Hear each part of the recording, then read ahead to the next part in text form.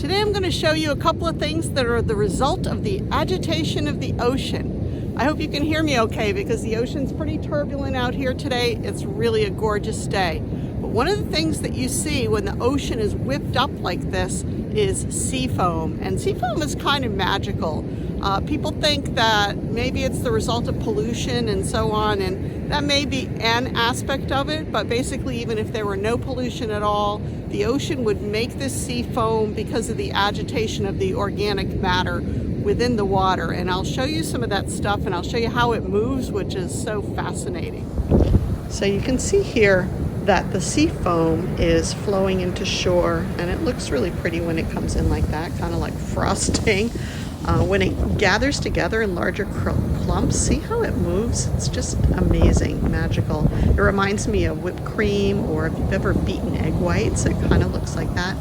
And watch how it flows back in clumps. And on a windy day, you can see this. This was from yesterday, this video. And you can see how the wind is pushing the foam right along the sand, along the wet sand in clumps.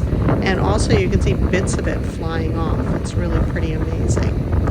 So the National Ocean Service says that sea foam is really a lot of times an indication of a very healthy and productive ecosystem. And it's usually not dangerous, but if you'd like to learn more about that, I'm going to put a link for that in the description below, so you can take a look at that. Beautiful. And the other thing that I'm going to show you is these little things that I find on the beach. I'm just showing you that. Talk about organic matter.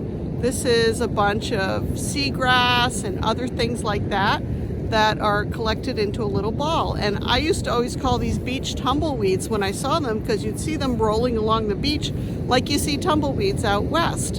And so I was curious about what they are. I actually have a friend in Maine who used to collect these, and I'm picking this up, and there's actually like sand falling out of it as I pick it up.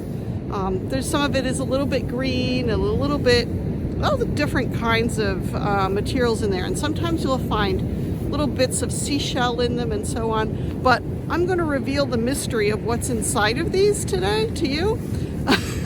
And what I found out by Googling is that they're actually called beach tangle balls. Tangle balls. Get a bunch of these, spray them with some gold spray paint and put them on your Christmas tree. I don't know. So I'm going to pull this apart and see if we can see what's inside. Okay, I'm pulling it apart, and wow, the same thing inside as on the outside. Yeah, it's just a bunch of seagrass mostly.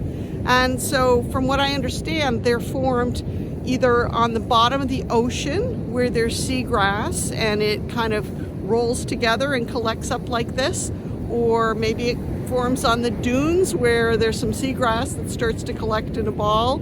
That's what my friend in Maine says.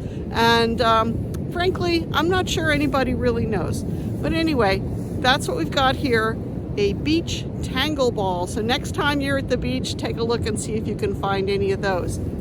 If you enjoyed this video, I have lots of other videos of things I find on the beach. Please subscribe to the Salisbury Sunrises channel and click on the notification bell so you don't miss any of the videos, including, as I mentioned, things I find on the beach and beautiful sunrises and sunsets over the marsh and sandpipers and seagulls and just about anything beachy you can find. Hope you have a great day.